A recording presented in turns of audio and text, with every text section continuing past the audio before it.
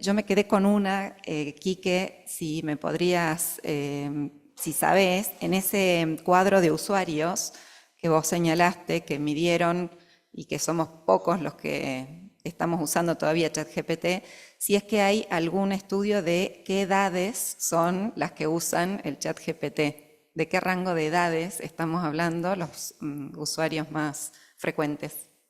Bien, el cuadro, bueno, sí, toda la presentación seguía y estudiaba el tema de las edades y también empecé, diríamos, a partir de los 20 años, 22, hasta los 40 años, como que en una etapa más laboral, porque los que lo utilizaban diariamente eran gente que lo utilizaba en su trabajo, básicamente, para elaborar informes, para elaborar correos. Entonces, vos fíjate que las herramientas que más utilizaban justamente era ChatGPT, Gemini, o sea, para elaborar eso.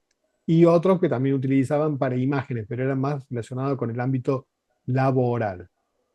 Si vos me llevas acá en los chicos, y no estaba ahí reflejado en este informe, los estudiantes de medicina, yo pregunté hace un año cuando empezó esto y me recuerdo que de 100 chicos levantó la mano 2 y este año ya levantó la mitad, la mitad del curso ya levantó la mano.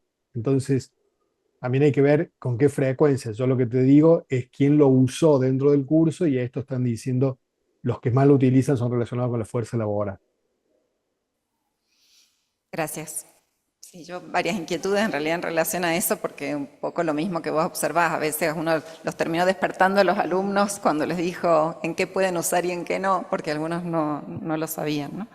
Bueno, no quiero monopolizar yo el diálogo, tengo más cosas para preguntar, pero si alguien más quiere... La población esa que se mide, la población que hablaba de un 3%, un 7% creo. La población de estudio es la población en general, porque estábamos hablando de inteligencia artificial, de los que tienen accesibilidad y era la población en general, o eran solo los profesionales, eran todos los estudiantes, porque mostró un cuadro que marcaba un porcentaje que me parecía el 3%, yo me imaginaba muchísimo más con lo que uno ve a diario, pero no sé de qué Tres por población se ciento trata. población general, pero uso diario, ¿no? Uso diario le Uso llaman a más de diario. una vez, a más de dos veces, a más de cinco, Claro, o no, no lo tiene que la ellos posibilidad. plantean es si todos los días lo usan, hicieron como una encuesta, preguntaban si lo usan todos los días, si lo usan semanalmente, muy de vez en cuando, bueno. Entonces hablaba de un 3% de gente que hoy ya lo está usando todos los días. Recuerda que esto fue realizado hace poco y hace poco también empezó a popularizarse el tema del uso en el teléfono, incluso con aplicaciones que se pueden bajar. Entonces creo que ha sido eso lo que cambió.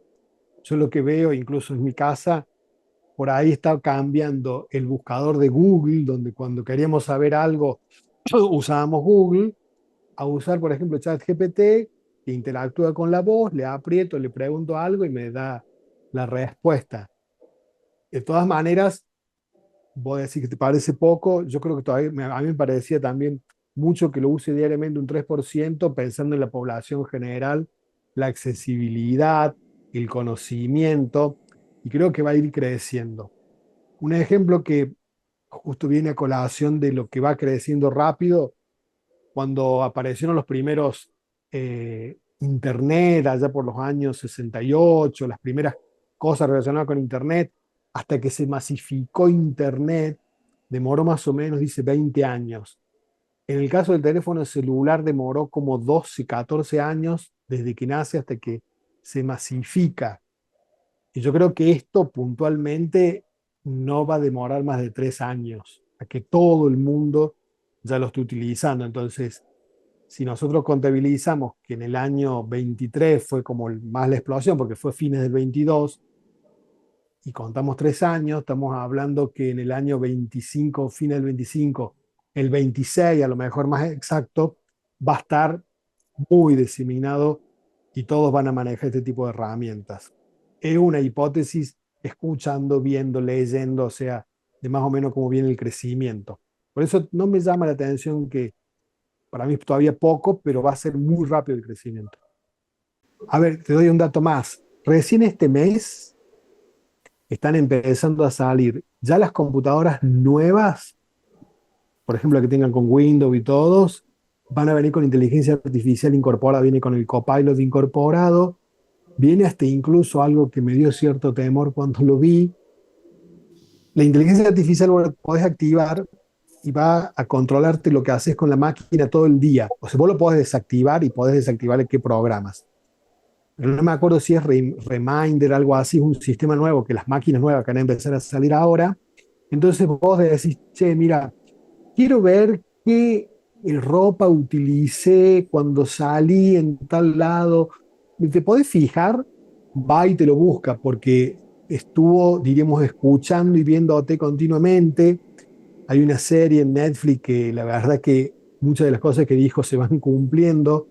Y por otro lado, los teléfonos celulares, fíjate que Samsung acaba de salir los nuevos con ya inteligencia artificial incorporada. Apple acaba de hacer alianza con OpenAI y ya el Siri se lo cambia va a ser el Siri, pero potenciado por inteligencia artificial. Entonces a eso voy yo. Si uno lo podía instalar y utilizar, pero que ya venga incorporado por defecto, va a hacer que este 3-7% en los próximos años va a ser 80-90.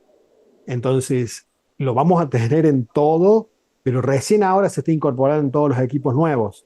Pero bueno, creo son todas hipótesis, son de lo que uno viene viendo y cómo va a ser. Gracias. Yo quería retomar el tema de los vínculos, ¿no? En definitiva, que los dos lo plantearon, tanto en la relación médico-paciente y esa dinámica de encuentro integral, ¿no? De la diversidad de motivaciones que tiene el paciente para acercarse al médico y la diversidad de herramientas que debiera tener el médico si es que quisiera satisfacer esas demandas. Pero que en definitiva todo está orientado a encontrarse, ¿no? Y vos, Maxi, también lo planteabas al final, que creo que puede ser una orientación para las decisiones que tengamos que tomar el futuro, ¿no? En qué medida eso me permite no autosuperarme solamente, sino encontrarme con otros. Sigo pensando en relación a la foto que vos ponías, Maxi, de la mamá con el niño, que también me impactó.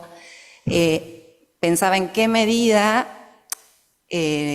no es más genuino el vínculo si ella puede tomar ese muñón, ¿no? O sea, puede también aceptar al niño como el niño es, ¿no? Sí creo que al niño esa mano le posibilita muchísimas otras funciones y lo habilita, digamos, a cosas que tiene derecho pero en la cuestión del vínculo y de lo afectivo me sigue generando pregunta, digamos, ¿no?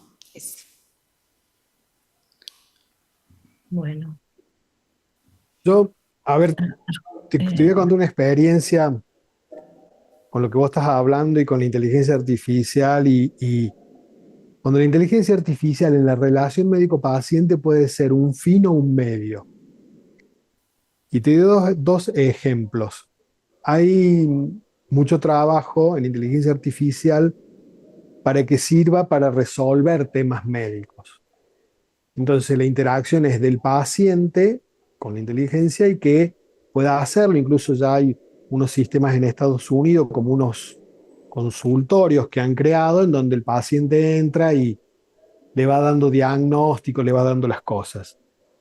En ese momento, cuando uno plantea eso como fin, donde es la relación médico-paciente transformada con una máquina, yo veo que le quita todo esto, ¿no? Toda la parte humana, toda la parte de la relación, la empatía, que la puede dar, pero para mí todavía, y no creo que lo pueda suplantar. Pero después, por otro lado, sale una herramienta que la pueden googlear y la pueden buscar, la pueden utilizar, tiene versión gratuita, que se llama Nabla, con B larga, Nabla. ¿Para qué sirve? Sirve para que el médico se desentienda de escribir, se desentienda de cierta manera de prestarle atención a la computadora. Muchas veces pasa que cuando estamos en el consultorio, el médico está viendo la pantalla y escribiendo y no le mira los ojos al paciente muy poco. Entonces esta herramienta escucha esta conversación, tiene todo un sistema de seguridad y todo, escucha la consulta y hace todo el resumen de la consulta, por qué vino, qué se habló, cuáles fueron las indicaciones y todo. se configura. Bueno, hay otro tema que podemos hablar de los datos del paciente, la seguridad y todo, pero son otras cosas. ¿A qué voy yo? Incluso en el ejemplo, cuando ustedes ingresen y lo vean en la página web de la herramienta, ven esa consulta que ya casi no se ve, o la antigua consulta que es el paciente y el médico sentados uno frente al otro y hablando sin un lápiz, sin tener que escribir nada, solamente charlando, escuchándolo al paciente, mirándolo a los ojos, y muchas veces, y tanto lo hemos perdido. Y ahí participa la inteligencia artificial como la apuntadora, la que colabora, está al lado, tomando nota de todo para que no se pierda nada de la consulta y verdaderamente uno aproveche ese momento, ese instante de relación. Maxi, vos presentaste, digamos, una perspectiva un poco, no sé si oscura, pero por lo menos sí crítica, sí, de la situación. O sea, mi sensación es que estamos todavía en un momento de una efervescencia primera, donde todavía no sabemos bien. Claramente le vemos un montón de beneficios por un lado, con muchas preguntas, tanto a la IA como a la cuestión del transhumanismo. Sí. No sabemos cómo éticamente, cómo eso va a derivar ni a dónde, pero sí planteaste, por otro lado, una cuestión que va más allá de lo individual, sino yo diría más bien política, la cuestión de la igualdad y demás. Y bueno, y también el mundo que nos vayamos configurando tiene que ver con las instituciones y las definiciones que nos vamos dando de los problemas, ¿no? Totalmente. Al respecto, vos, me pareció interesante la definición de la OMS, que mencionaste restricción o impedimento respecto de lo que se considera normal. O sea, esa es una definición muy abierta, claramente. Sí. Ahora, de pronto, de acá a 100 años, lo normal puede ser que todo el mundo tenga algún implante coclear en alguna parte, y de pronto ahí el problema va a ser el que ya planteó Aldous Huxley con El Mundo Feliz, o la película, más recientemente, la película Gattaca hace unos años, ¿no? ¿Qué pasa con el natural? Ese será un discapacitado según esta definición de la OMS, ¿no? Creo que en ese punto, y también, Quique, si podés opinar al respecto. Creo que en ese punto o el concepto de normalidad tiene que ver, de acuerdo a nuestro concepto médico-sanitario, a la mayor parte de las personas. Cuando vos muy bien conocés las curvas de Gauss, cuando nosotros no nos vamos de 2 desvíos estándar y tendremos los superdotados naturalmente y los discapacitados naturalmente, ¿sí? en esos espectros de toda esta generalidad. Entonces, cuando hablamos de normalidad, hacemos referencia a eso y seguramente, a ver, tenemos condiciones históricas en las cuales hace 100 años la expectativa de vida era tanto, hoy es absolutamente diferente. Y seguramente más adelante esa expectativa de vida va a ser superior. Pero también esta cuestión que también dejaste entrever, el aspecto de la accesibilidad, ¿sí? Entonces, no va a ser simplemente el que tenga esta cuestión, esta discapacidad, natural o no, sino quien pueda acceder a los mecanismos necesarios para que yo me pueda mover a. No sé, Quique, si querés opinar al respecto. Sí, a ver, toda esta tecnología y todo lo que está tratando de venir, ¿qué busca? De cierta manera, cuando hablamos de normalidad, como te decía Maxi, esto de la curva de Gauss, lo que nosotros consideremos normal, busca tratar de ver de qué manera el paciente o la persona logra eso que lo está desviando de lo que uno considera normal, corregirlo, recuperarlo y ponerlo dentro del grupo de los normales, de los pacientes que podemos decir, o de las personas normales. Y cada vez, diríamos, más frecuente cómo en medicina estas nuevas herramientas tratan de, diríamos, de solventar o tratar de subsanar estos problemas que vamos llevando y lo va logrando. Pero por otro lado nos encontramos con que la accesibilidad cada vez más difícil. Si vemos, por ejemplo, Neuralink, esta empresa de Elon Musk, que implanta los chips cerebrales, A ver, ya hizo pruebas en humanos, ya hay una persona que tiene, diremos, todo un déficit neuro, diríamos que no puede comunicarse y que empezó a comunicarse con su máquina y con todo, algo que lo veíamos imposible hasta hace, por decir, un año, y esa empresa puntualmente lo que está tratando de buscar es de que ya no haya pacientes que tengan algún déficit relacionado con lo neurológico sea subsanado. Y no solo eso, algunos hablan de que esos chips implantables van a poder lograr que yo, bueno, quiero ser abogado, pero yo no me voy a dedicar a hacer hoy 5 años, 6 años estudiar abogacía, entonces me implanto el chip de abogacía y a partir de ahora tengo el 100% de los conocimientos y mejor que un abogado. Entonces, ¿qué pasa con eso en donde ya está disponible, podríamos decir, pero no está usado para esto? Y cambió hasta, diríamos, esta persona, su saber, sus cosas, y así como en ese ejemplo te puedo dar otros. Entonces, todavía, diríamos, tenemos que repensar y ponernos a imaginar cómo va a ser el mundo, vos decías, dentro de 100 años.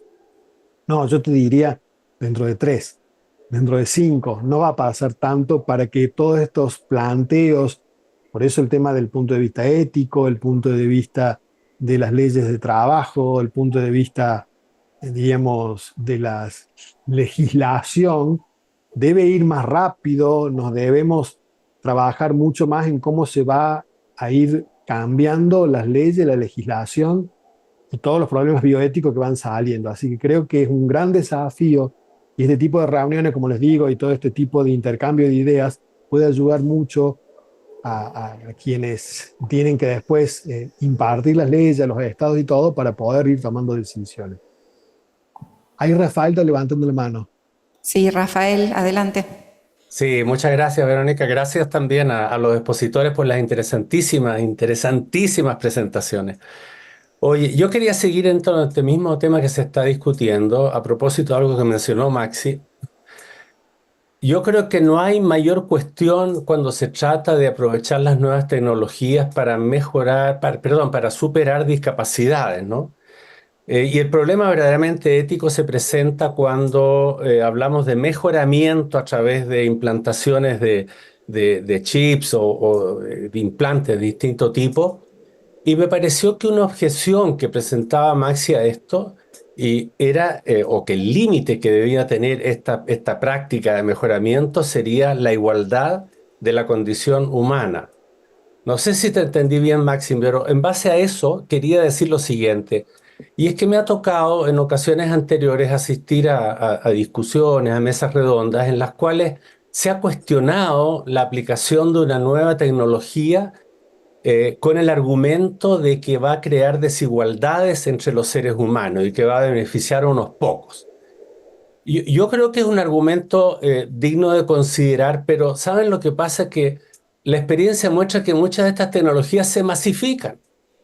Entonces, yo me acuerdo haber oído, a propósito de la Internet, a propósito del celular, cuestionamientos respecto a que iba a crear ventajas de unos sobre otros. Y resulta que, como ustedes mismos lo decían hace un rato, todas estas tecnologías se han masificado y han venido a beneficiar a la humanidad en general. Entonces, es eso nomás, si es que interpreté bien a Maxi sobre lo de la igualdad de la condición humana, es que yo tendría una precaución respecto al uso de ese argumento porque las tecnologías se masifican, eso es. Muchísimas gracias por tu comentario, que lo comparto, porque el tema de la igualdad, uno de los aspectos tiene que ver con poder hacerlo generalizable, accesible a todos. Entonces, me parece que no están opuestos, sino absolutamente imbrincados, en el sentido de que esa igualdad implique que todos estos desarrollos puedan ser accesibles a todas las personas, tal como ocurrió con esto.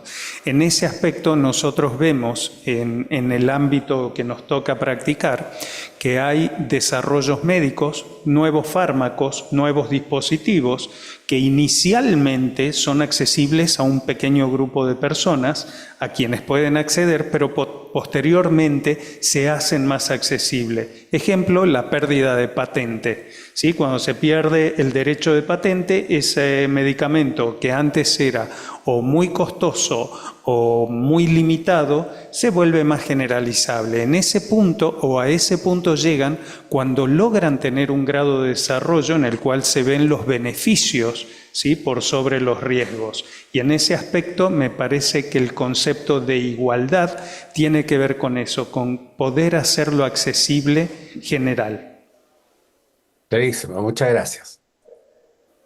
No, en la misma línea, simplemente una acotación, que las dinámicas que destapa esto uno no las puede prever de antemano. Seguramente cuando la inteligencia artificial esté, por ejemplo, incorporada en un montón de procesos, también en los gobiernos, y seguramente y tengamos autos autónomos, va a haber menos accidentes, por lo menos la parte de discapacidad provocada, esa se va a reducir seguramente. Exacto. Entonces eso también va a ser un beneficio.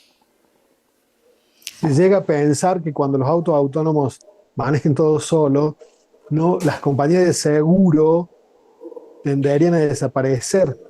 O sea, hasta ese planteo se llega, porque ya no van a tener que asegurar ningún auto, así que calcula lo que se viene. Marcelo, adelante. Muchas gracias a los dos expositores, muy claras las ponencias, muy sugestivas, dejan muchas preguntas para seguir profundizando y creo que a todos nos dejan mucho para reflexionar en lo experiencial, porque ustedes aludieron a la experiencia en el consultorio y nosotros también tenemos experiencia del otro lado, entonces hay muchas cosas en las que nos podemos identificar de alguna manera. Bueno, provengo del ámbito de la teología y pienso que en este diálogo de los Ateneos, al encontrarnos con la ciencia médica, encuentro muchísimos conceptos en común. Ya desde el mismo término salud, tiene toda una implicancia y una profundidad enorme para la teología, así que quería destacar cómo, proveniendo de dos disciplinas muy distintas, pero tenemos realmente intereses en común, obviamente que el bienestar, la salud del ser humano, la rehabilitación, aunque con particularidades en cada disciplina, son puentes y son conexiones insoslayables de ambas ciencias.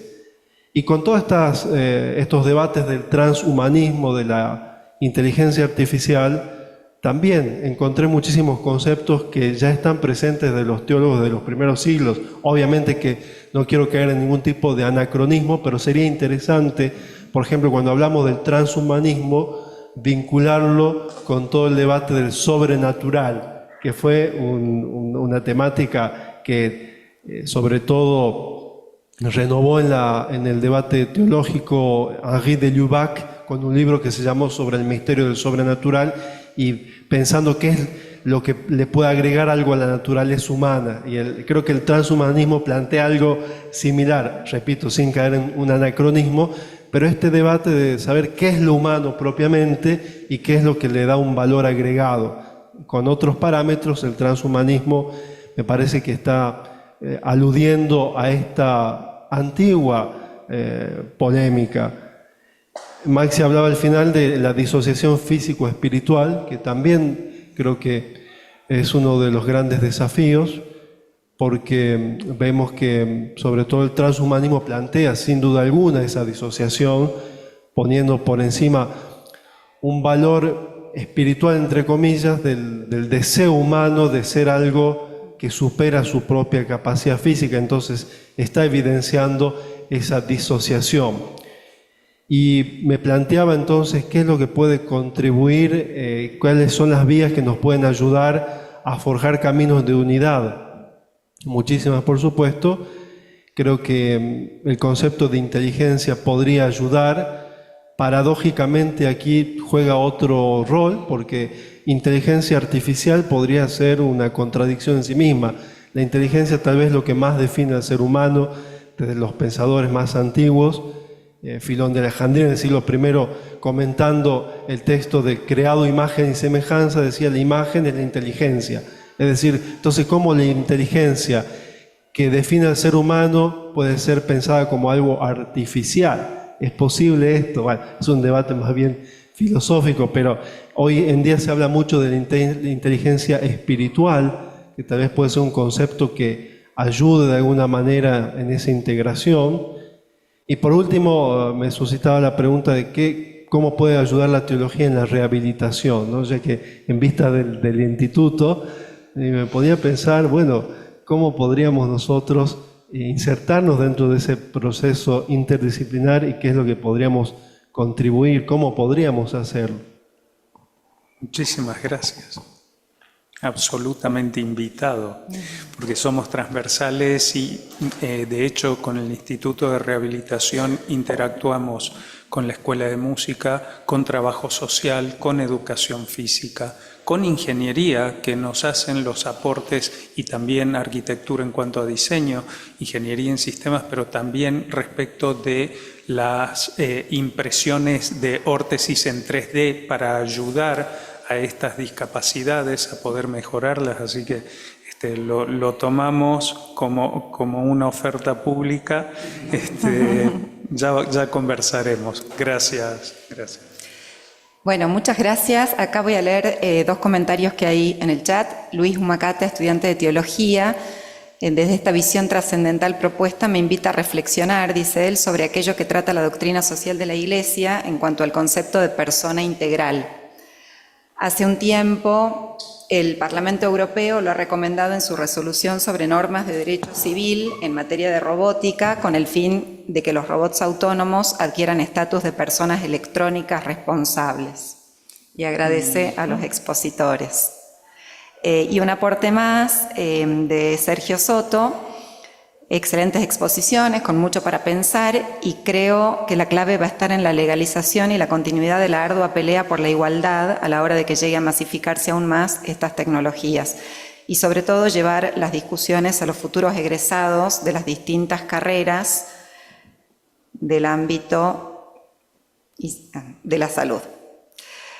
Bueno, muchas gracias por los comentarios. Ahora les digo, si les doy la palabra por último a los expositores, si quieren decir algo más para cerrar. Yo tomo nota porque este es un itinerario que sigue. Creo que han salido muchos planteos que merece la pena retomar en futuros ateneos. El itinerario de este año ya lo tenemos fijado, pero creo que un abordaje jurídico, tanto por esta última intervención como los aportes que hiciste vos, Maxi, es indispensable. Hemos tenido ya un aporte de la psicología, pero en esto de la integridad, ¿no?, entre teología, medicina, me parece que es interesante también retomar, porque todo lo que hace a las discapacidades mentales es algo también que ha venido después del abordaje biológico, ¿no?, en la medicina. Yo pensaba en esto de la masificación. Una consulta psicológico-psiquiátrica hace unos años era inaccesible y tardíamente se incorporó en el reconocimiento de las obras sociales, por ejemplo. Y también en el educativo, ¿no? Cuando uno ve a los alumnos usar el ChatGPT y se pregunta, ¿estamos enseñando a pensar o a qué?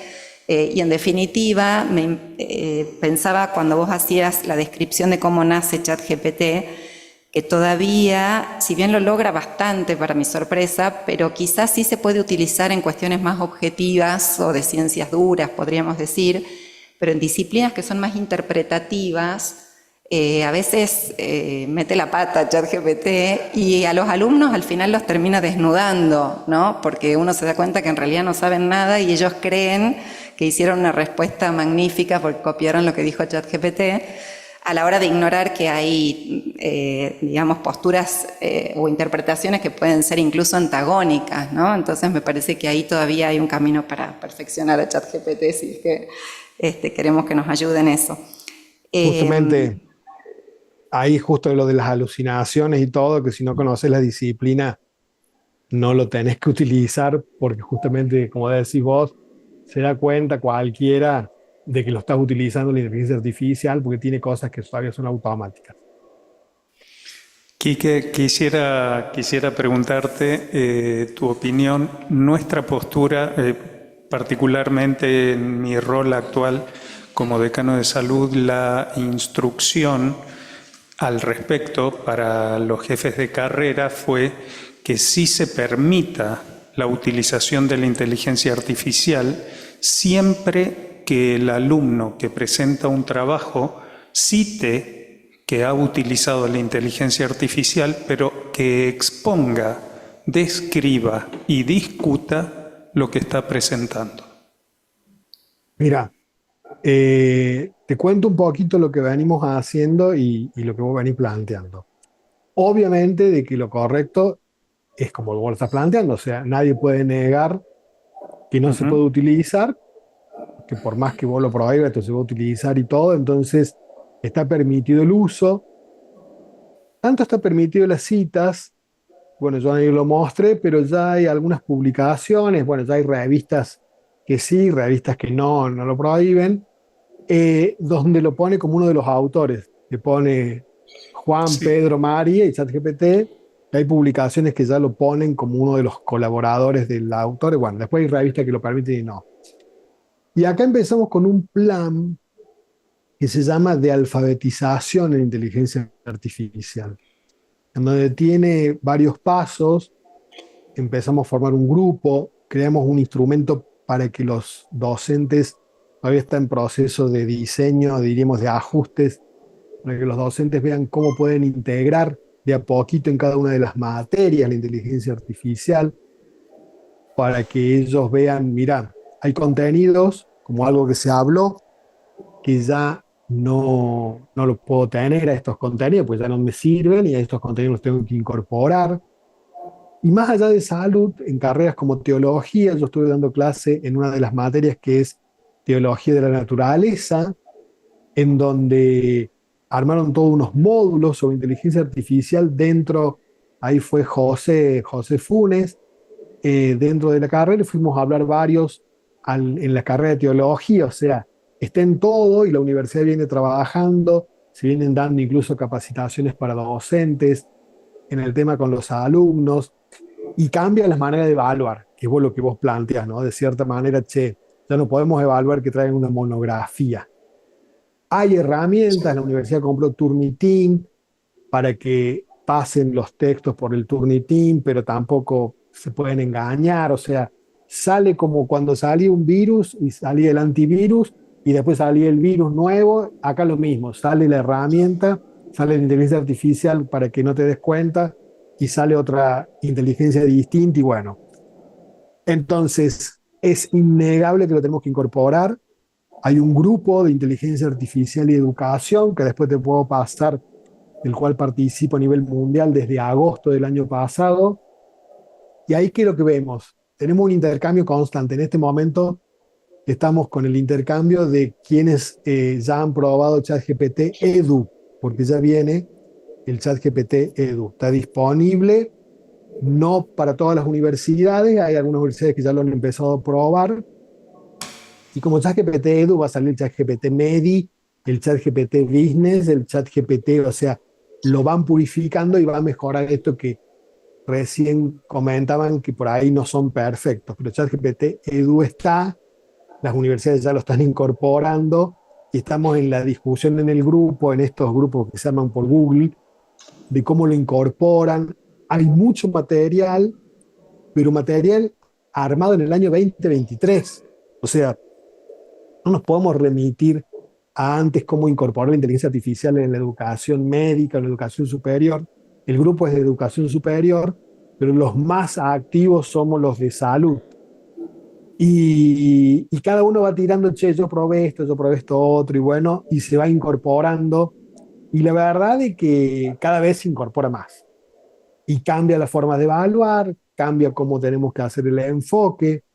Van a ver dentro de 2 o 3 meses, hablando un poco esto de que recién hablamos de teología y de espíritu y todo, obviamente que lo espiritual no vamos a poder, si hablamos desde un punto de vista teológico y todo, no hay punto de encuentro que podamos verlo, pero como muchas veces lo hablamos con el lenguaje, con la forma de manejarlo, con la forma que hablamos, en cualquier momento van a liberar el ChatGPT, el Omni, el ChatGPT 4o, que ya está, pero no está liberado como lo han presentado hace un par de semanas.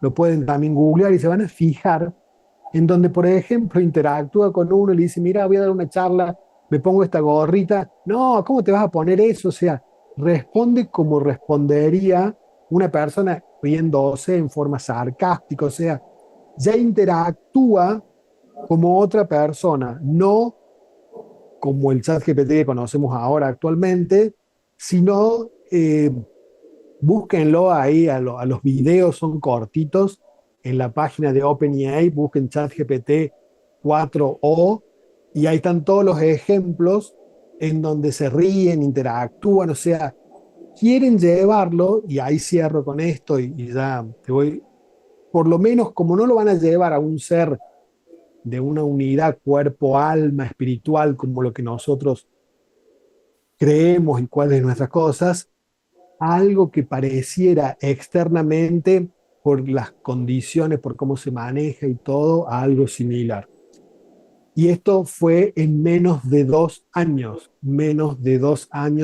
este ChatGPT, que no está liberado totalmente, pero están todos los videos y cómo se comporta como una persona normal, que ni uno se va a dar cuenta si está hablando o con una persona o con una máquina, ya disponible. Antes de noviembre creo que va a estar disponible para todo el mundo. Todavía no he visto, no conozco a nadie que lo tenga, sino solamente ellos cuando lo presentaron. Pero sí, los videos están grabados y la verdad que en menos de 2 años tenemos estos avances. Esto va muy rápido y nos tenemos que subir a la ola, obviamente con todas las precauciones y todas las cosas que podemos hablar. Bueno, muchísimas gracias. Muchas gracias a los expositores, a los que participaron acá. Les decía que esto sigue, el próximo encuentro, que ya va a ser en agosto. Vamos a meternos un poquito más en la cuestión biológica, con la ayuda de Rafael Vicuña, que tenemos el honor de que nos ha acompañado en muchos de estos encuentros. Si me permiten, lo voy a anticipar un poquito en la presentación, por si no lo conocen, y de verdad vale la pena escucharlo. Es bioquímico por la Universidad de Chile y doctor en biología molecular, ha estudiado en Estados Unidos. Fue vicerrector académico y decano de la Facultad de Ciencias Biológicas de la Universidad Católica de Chile, miembro de número de la Academia Chilena de Ciencias y también de la Academia Pontificia de Ciencias del Dicasterio Pontificio de la Cultura y la Educación. Así que con todo ese currículum y experiencia detrás, vamos a esperar ansiosamente tu presentación, Rafael, que lleva el título La modificación del genoma, un paso hacia el transhumanismo, nos preguntamos. Los esperamos entonces ya después de las vacaciones, el miércoles 21 de agosto. Ahí tenemos un cambio de horario, eso va a ser a las 6 de la tarde, pero ya oportunamente les mandaremos entonces el recordatorio. Bueno, muchas gracias a todos y hasta la próxima. Gracias, Quique. Gracias. Muchas gracias a todos. Muchas gracias.